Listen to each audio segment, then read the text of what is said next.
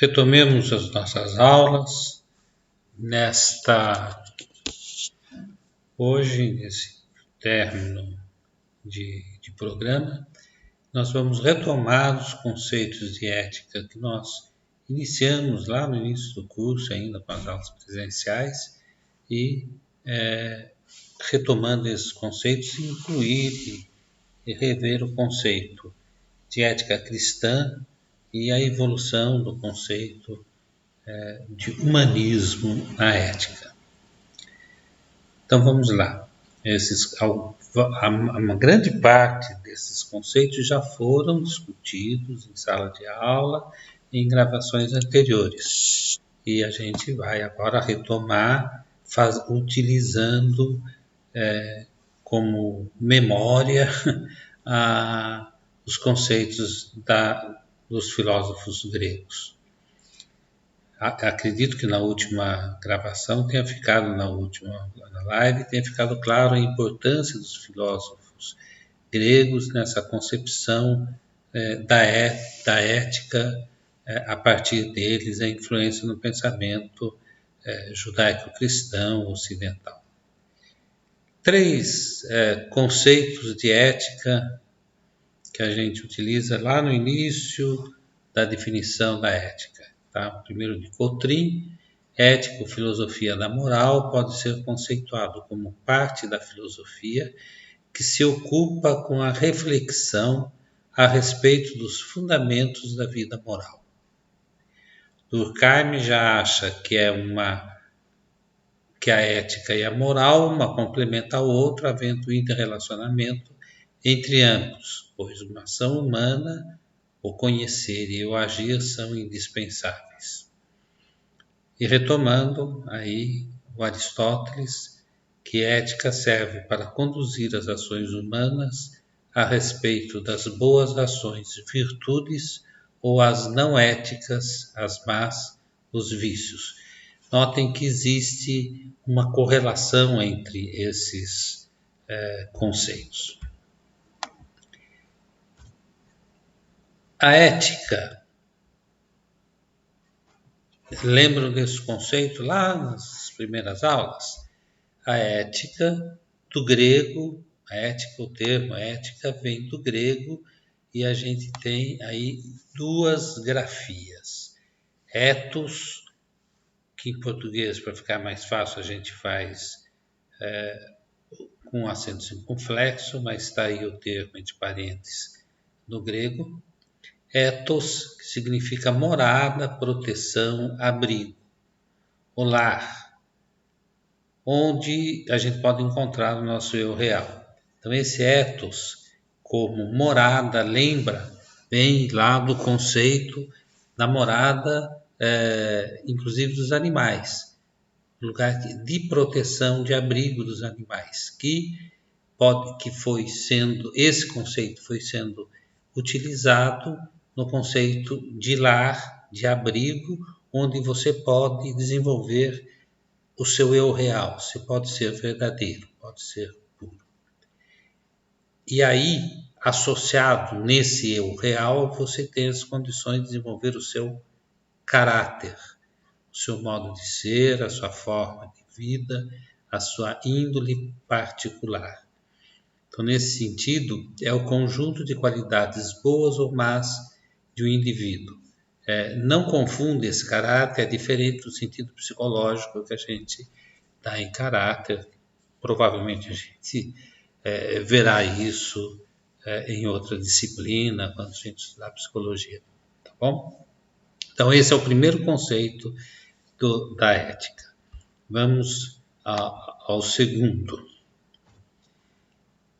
Ethos, com acento agudo, em português. Tá aí, para perceber. Está escrito em grego, que tem uma acentuação diferente e aí passa a ter um sentido diferente. Ethos agora tem o sentido de hábitos, de costumes, de tradição. É o ethos social, força das tradições, que formam a identidade de uma sociedade. Os hábitos, os princípios intrínsecos dos atos. Tá? Aí está relacionado, como a gente já viu, com aquele conceito de ética e moral estudado pelo Aristóteles. Okay? Então, lembrando dessas análises lá, primeira aula. Então, ethos é o caráter cunhado na alma dos atos. Ethos é o caráter cunhado na alma dos atos. Então, a ética aí ocupa-se dos atos morais e dos hábitos no sentido de virtudes e de vícios. Tá? Virtudes, ideias ou razões positivas que trazem os melhores resultados. Vícios, portadores de insucesso ou resultados negativos. Lembro dessa introdução que foi feita, isso a gente estava indo para as aulas presenciais, tá?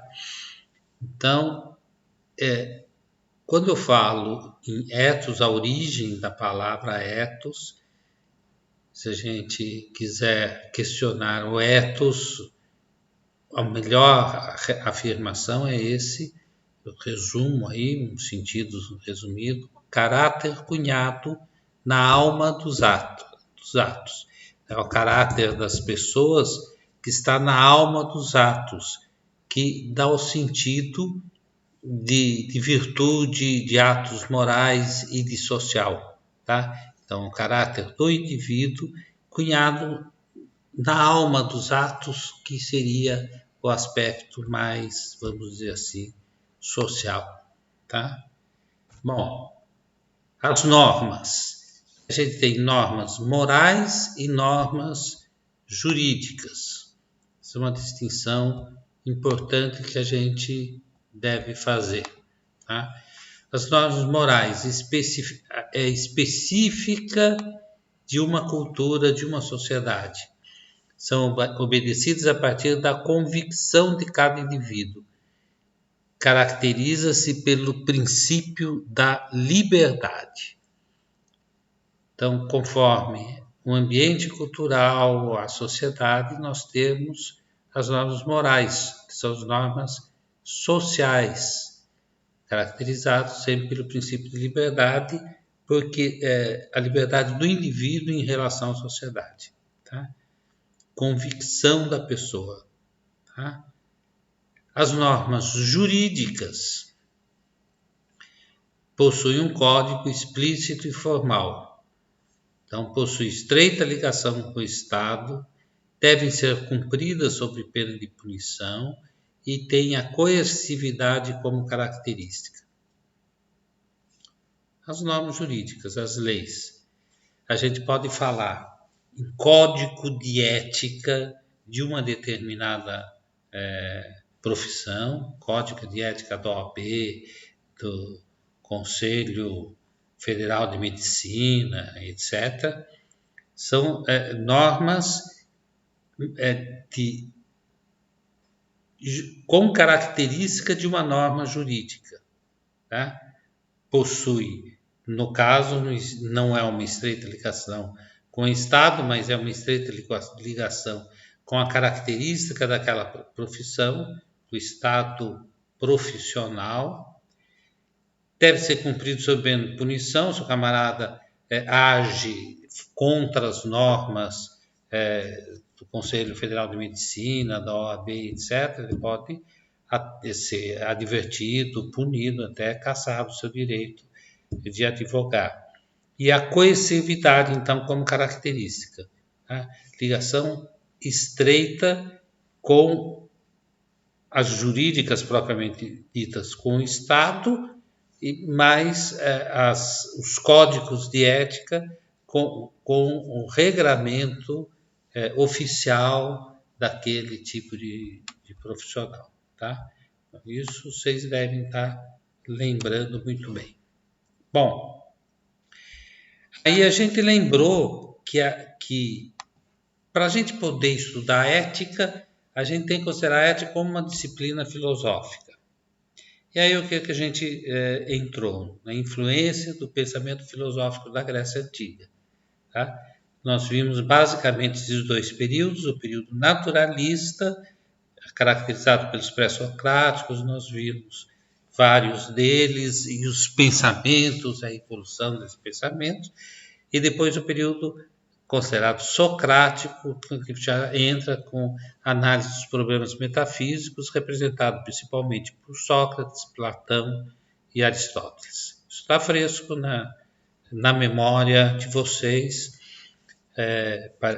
Espero que esteja bem firme, porque esses conceitos, tanto do período naturalista, mas principalmente do período socrático, influenciaram sobremaneira o nosso conceito atual de ética da nossa sociedade ocidental.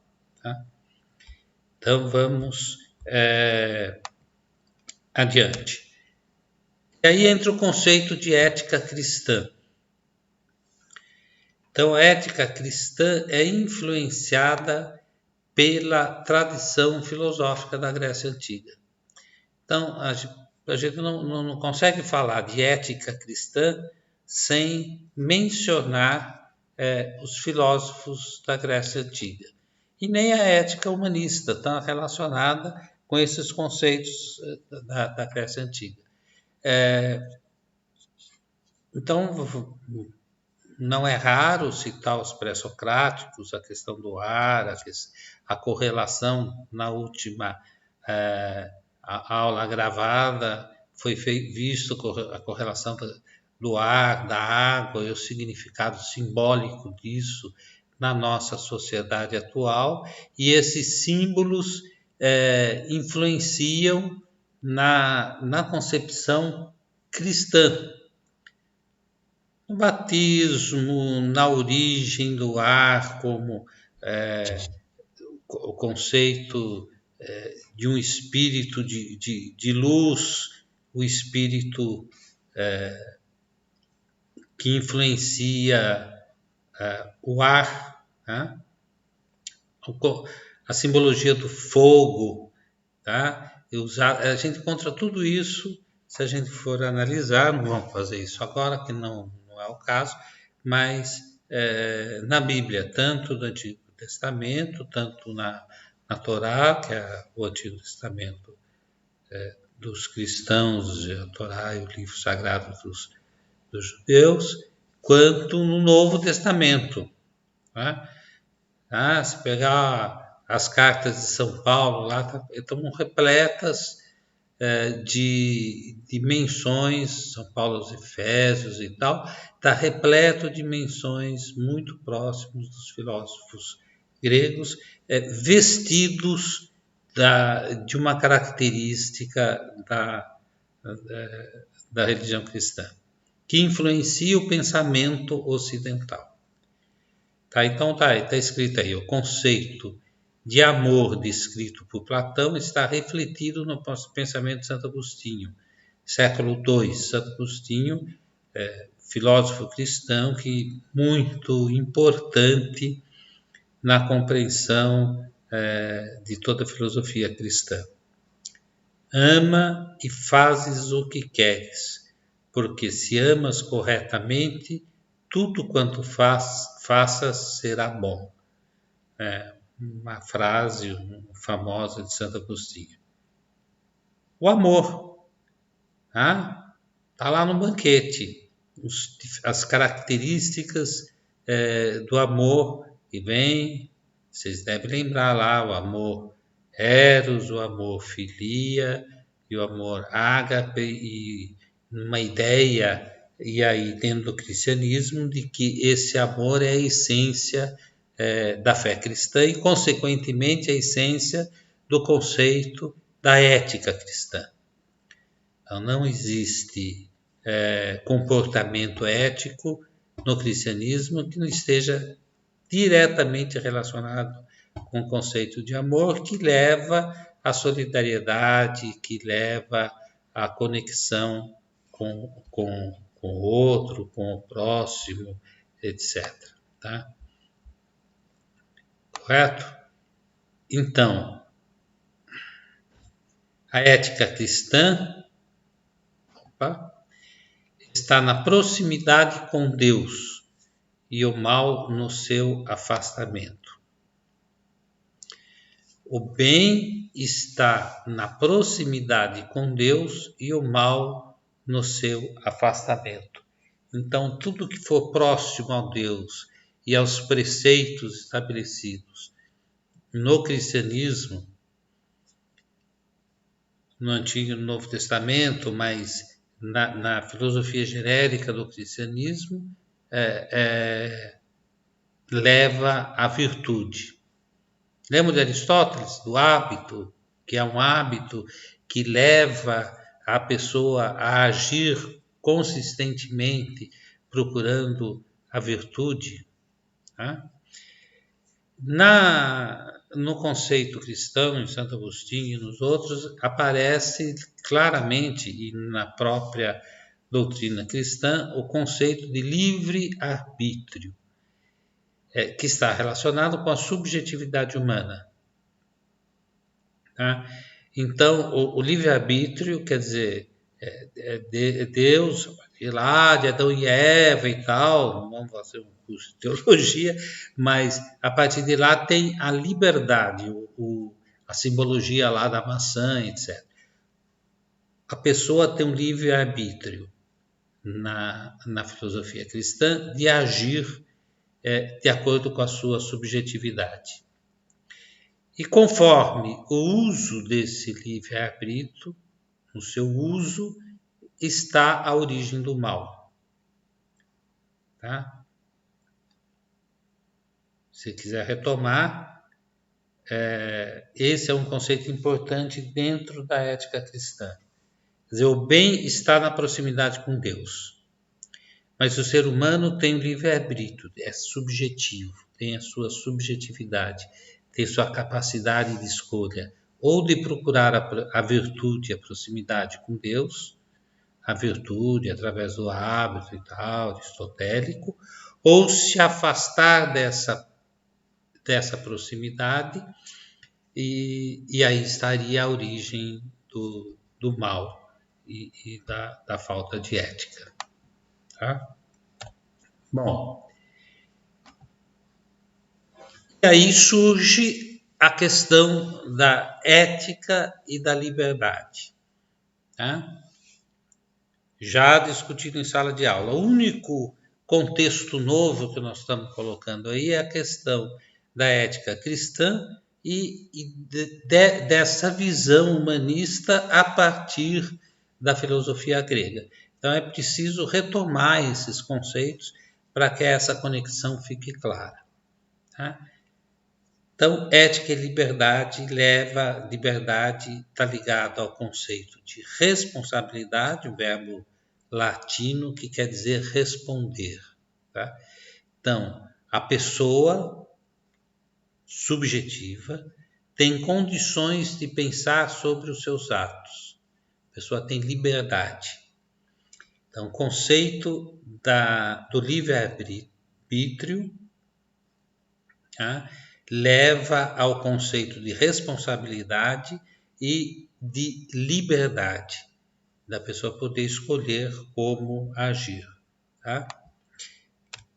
Aí nós vamos retomar aquilo que já foi estudado lá atrás. Tá? Helvétios. Lembram do Helvétios? Pena que a gente não está presencialmente para a gente poder saber se vocês lembram mesmo, tá? Vocês poderem responder. Mas pense aí, lembro liberdade e determinismo. Vou ler aqui uma frase importante do Helvétios. Eu não repliquei no slide porque isso já está em outro material que vocês já têm acesso. A liberdade não existe, pois o homem é sempre determinado, seja pela sua natureza biológica, seja pela sua natureza histórico-social. Então, a questão do determinismo pré-Helvétio o homem é determinado, ele não tem liberdade. Ele age em função ou da sua característica biológica ou por aquilo que é determinado socialmente. Né?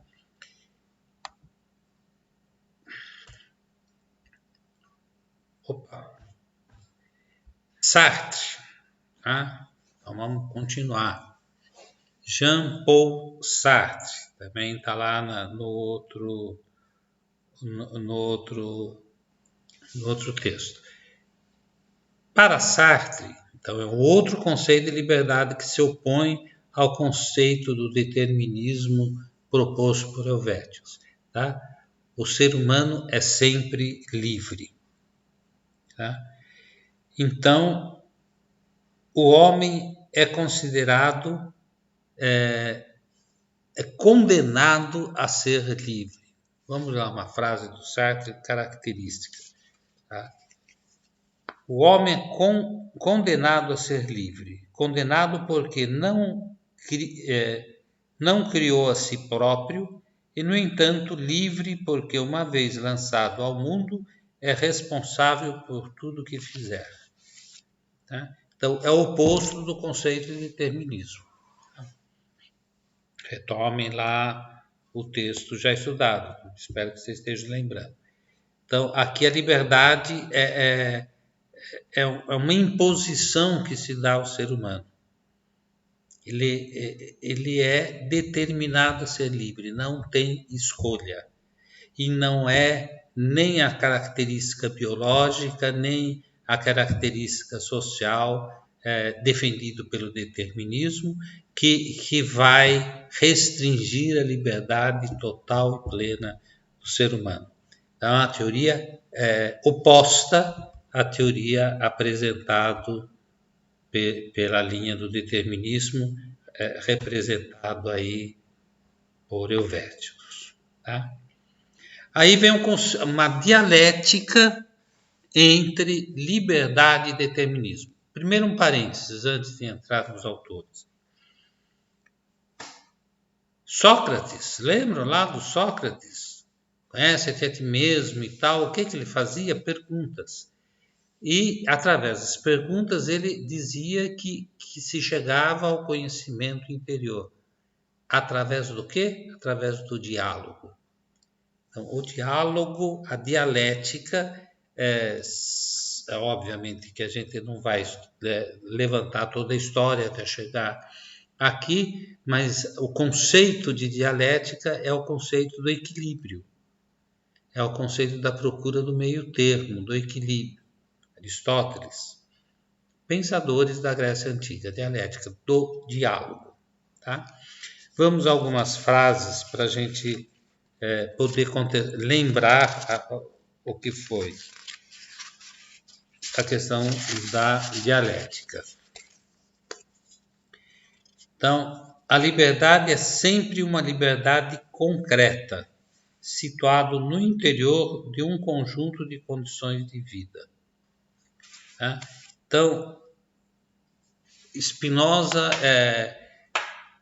já é na fase de transição da filosofia grega para a filosofia mais contemporânea. Aí Hegel e Marx, os filósofos mais de uma fase mais recente, né? Karl Marx aí é o Karl Marx, Hegel, que deu base para o pensamento marxista, e Spinoza, que deu base ao pensamento do Hegel. Tá? Então, mas sempre com esse conceito do meio termo, etc. Então, a liberdade é sempre liberdade concreta, situada no interior de um conjunto de condições objetivas da vida. Então, ela não é totalmente determinado pelo ambiente, como no determinismo, e nem é totalmente a responsabilidade da pessoa, como proposto por Sartre. Tá? Ele está no equilíbrio dessas duas coisas. Tá? Então, é sempre uma liberdade concreta da pessoa. Então, as normas morais dependem de cada cultura, de cada ambiente. Tá? Se vocês estudarem um pouquinho do Marx, vocês vão lembrar toda a história da crítica ao capitalismo e tal, que cria uma cultura, um momento histórico dentro na formação dessa cultura e, obviamente, na liberdade e no comportamento das pessoas. Mas as pessoas têm responsabilidade pelas suas próprias ações. Influenciado pelo ambiente cultural, influenciado pela sua característica psicológica, biológica, mas ela é responsável pelas suas ações. Ela pode superar e ir além disso. Tá? Correto? Se a gente voltar lá para a ética cristã, nós vamos ver aqui que tem todo um contexto humanista implícito nessa evolução da ética. Tá? Retomem lá os conceitos e vamos em frente, retomando para dar uma característica mais genérica dessa nossa conversa. Bom, quando se fala de livre-arbítrio e se fala de liberdade, vem naturalmente a ideia de preconceito. Então, o indivíduo tem, na relação humana, a possibilidade de agir, de ter uma ação conforme o seu ambiente, conforme as condições sociais, mas a responsabilidade é individual. Tá? Maquiavel, conhecido Maquiavel, tem lá um textinho sobre ele, tá? Maquiavel, que tem origem ao conceito da pessoa maquiavélica e tal. O que é isso? Da pessoa que cria as condições de governabilidade. Então ele escreve lá o Príncipe, o famoso Príncipe de Maquiavel. No fundo, o que ele diz? Que existe a possibilidade da pessoa estabelecer uma ética, uma convicção particular, mas ter uma ética política. Então, o príncipe do Maquiavel deve agir politicamente independente das suas convicções pessoais. Ele deve agir em função da sociedade. E para manter o poder, ele tem que manipular as suas próprias ações e os atos para que ele se permaneça no poder e controle a questão social. Maquiavel influenciou um grande pensador contemporâneo, Max Weber, tá? Que aí cria o conceito de ética de convicção e ética de responsabilidade.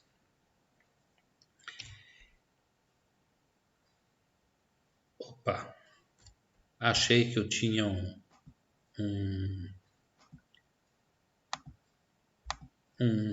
slide a mais, tá?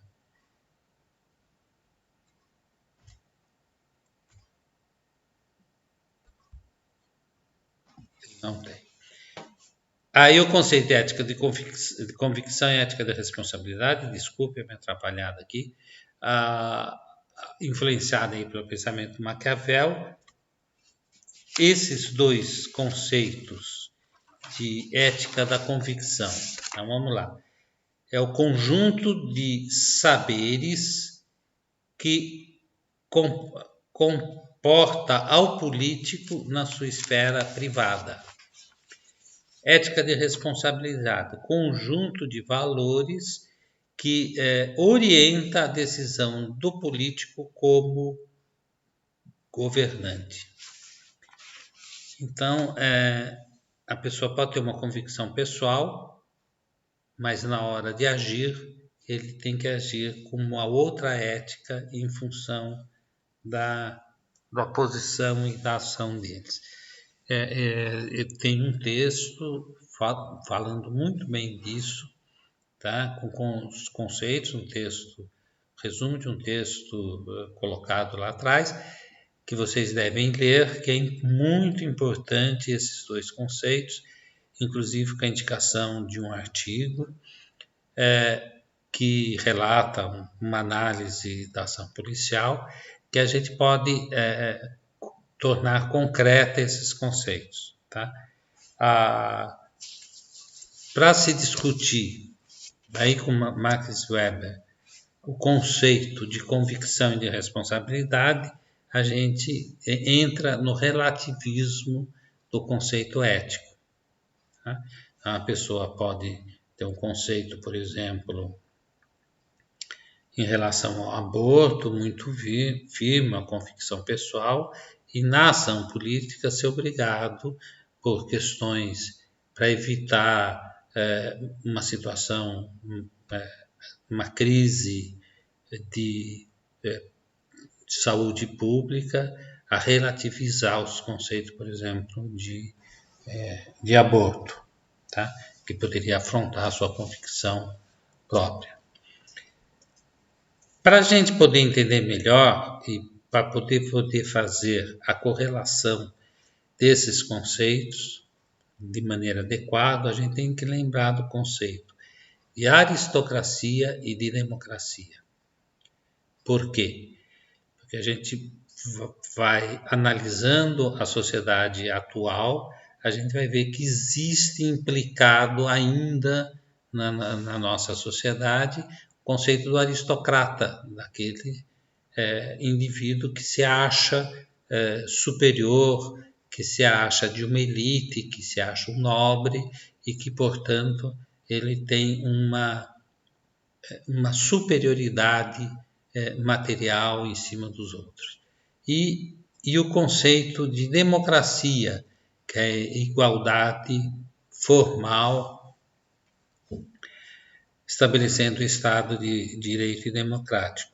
Tá? Então, muitas vezes a pessoa tem um tipo de convicção pessoal aristocrática e precisa ter um comportamento, uma ética de responsabilidade, um comportamento social